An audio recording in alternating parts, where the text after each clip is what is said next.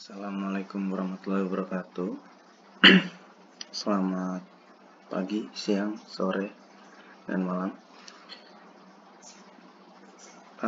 Kali ini saya akan sedikit menjelaskan tentang perancangan e-bisnis. Saya mengambil literatur dari Binus University of School of Information System. Mari kita mulai di Learning by Googling.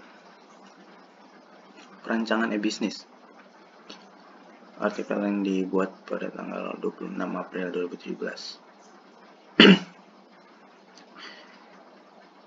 Beberapa jumlah pengguna internet di Indonesia menurut lembaga riset pasar eMarketer. Populasi meter tanah air mencapai 83,7 juta orang pada tahun 2014. Angka yang berlaku untuk setiap orang yang mengakses internet setidaknya satu kali setiap pengguna internet. Satu kali setiap bulan, itu mendudukan Indonesia ke peringkat 6 terbesar di dunia dalam hal jumlah pengguna internet. Pada 2017, eMarketer memperkirakan netter Indonesia bakal mencapai 112 juta orang, mengalahkan Jepang di peringkat kelima yang pertumbuhan jumlah pengguna internetnya lebih lambat. Peningkatan jumlah pengguna internet berdampak pada pengaruhnya terhadap sektor bisnis, di mana internet juga telah mengubah konsep perdagangan tradisional menjadi perdagangan elektronik atau e-bisnis. E-bisnis memungkinkan pertukaran informasi di mediasi elektronik, baik di dalam suatu organisasi dan atau dengan para pemangku kepentingan eksternal yang mendukung berbagai proses bisnis. Dalam pengembangannya, e-bisnis memiliki beberapa tahapan, diantaranya yang pertama, tahap perencanaan. Pada tahap perencanaan ini diawali dengan pembuatan dan penyampaian proposal teknologi informasi yang memuat hal-hal pokok yang menjadi prioritas e-bisnis.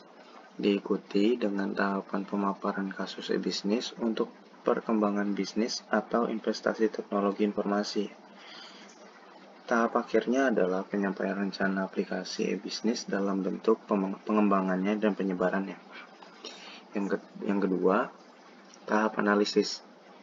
Dalam tahap analisis ini, pengembang sistem harus memperhatikan hal-hal yang berkaitan dengan aspek-aspek penting yang sangat berpengaruh dalam membangun sistem informasi e-bisnis ini, seperti 1. Kelayakan teknis, pengembalian non-ekonomis, hukum dan etika, operasional, dan jadwal.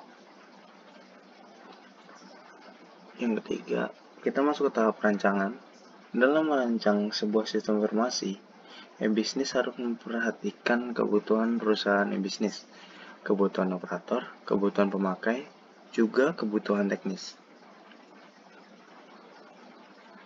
Dalam penerapannya, tahap ini merupakan kegiatan untuk mengimplementasikan rancangan yang telah disusun sebelumnya agar dapat diwujud nyatakan. Implementasi untuk prosedur di dalam teknologi komputer akan menggunakan bahasa komputer. Setelah itu, akan diadakan tahap evaluasi. Pada tahap ini dilakukan uji coba sistem yang telah selesai disusun. Proses uji coba diperlukan untuk memastikan bahwa sistem tersebut sudah benar, karakteristik yang diterapkan, dan tidak ada kesalahan-kesalahan yang terkandung di dalamnya. Selain itu, terdapat beberapa strategi dalam mengimplementasikan e-bisnis seperti yang dikutip dalam buku Chapter E-Business Strategy karya Chavez tahun 2011, di antaranya 11 faktor penentu keberhasilan yang juga dapat berguna diterapkan untuk organisasi yang lebih besar. Yang pertama itu konten atau penyampaian isi yang efektif dari produk atau jasa. Lalu convenience, kegunaan dari situs web. Lalu kontrol, sejauh mana organisasi telah didefinisikan proses yang mereka dapat mengelola.